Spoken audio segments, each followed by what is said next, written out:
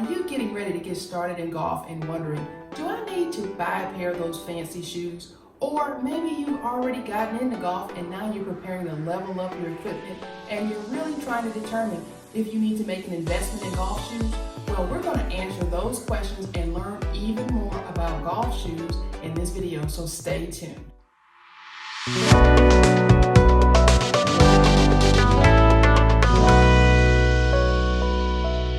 So you may be thinking, I've been practicing and took a few lessons in my running shoes or my kind of trainers and everything's been good.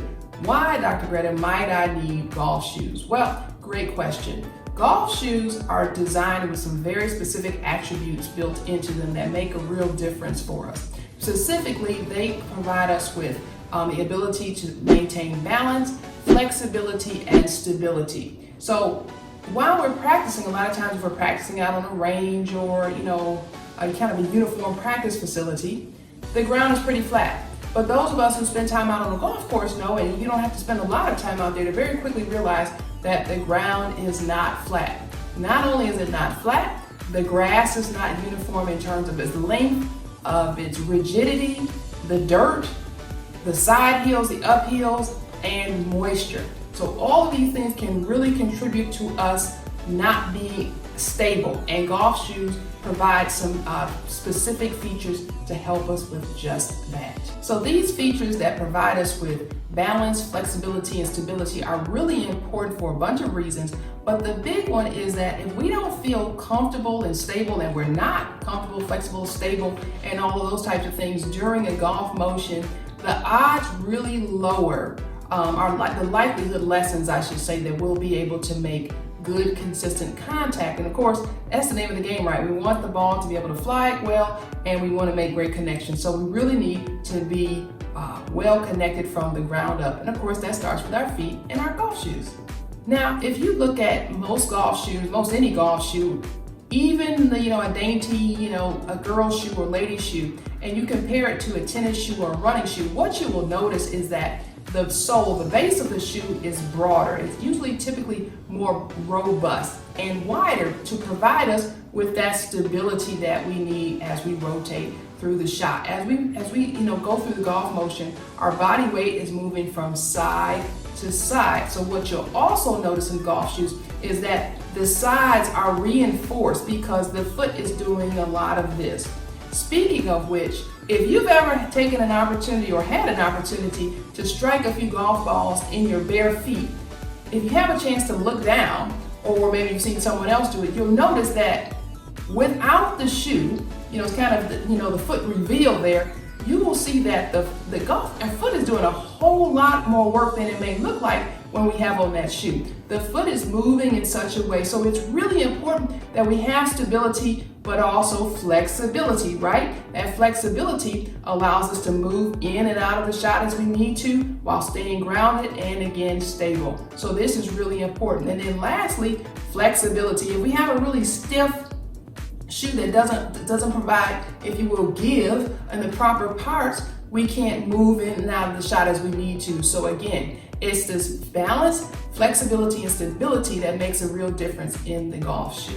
Now, while running shoes and tennis shoes and shoes you may use in the gym or CrossFit or something like that definitely share some of these attributes, one of the things we can say is that they are designed, for the most part, the activities that require more frequent movement. I mean, in golf, we're walking a lot, but we're not running as in, say, tennis or say jogging or something like that, where we're moving basically forward or maybe backward. But golf, a lot of our action again is that side to side, and that's where a lot of the action and the differences are in the golf shoe as compared to that running shoe or that tennis shoe. Okay, so those are the big differences there in that regard. And then you might be wondering, well, okay, I'm not quite out on the golf course just yet, but I plan on getting out there. Or I've been out on the golf course, Dr. Greta, I've had on my running shoes and everything went just fine. There's absolutely nothing, in most instances, there's no law that says that you need to wear golf shoes, but they do provide you with some real attributes, some real help out there. earlier in the video I mentioned that golf shoes can provide us with real stability in some kind of uncertain terrain. And golf shoes these days come in a couple varieties. We call them spike, which nowadays we don't wear the metal spikes anymore, but we do wear what we call the soft spikes, which are kind of these like little durable rubber, kind of plasticky nubs. And then there's a spikeless, which is pretty smooth bottom, but still with all those other attributes of the golf shoe to support us as we need to. Those are real two great options, and every shoe comes in almost every option. Now I made a great video about that, and we will post a link up here and also in the description, spike versus spikeless. Both are great. I own lots of pairs of both of them. It's really a matter of preference, and for me, it's not only preference, but it's more about situation. And that's up for you to decide. But both of those will have the attributes that make a golf shoe more flexible, more balanced, and allow you more stability. So the question becomes, are you prepared to move forward into getting a golf shoe that provides you with those types of things, those three important attributes? But here's a big one. No matter where you live, there's a good chance that you're going to run into some elements out there on the golf course. The golf course, remember, is just kind of it's a biology lab. There are a lot of things out there. And one of the things that I like to remind people is that there's a great likelihood that your feet they're gonna come out a lot less clean than when we began as we walk around and play our round of golf.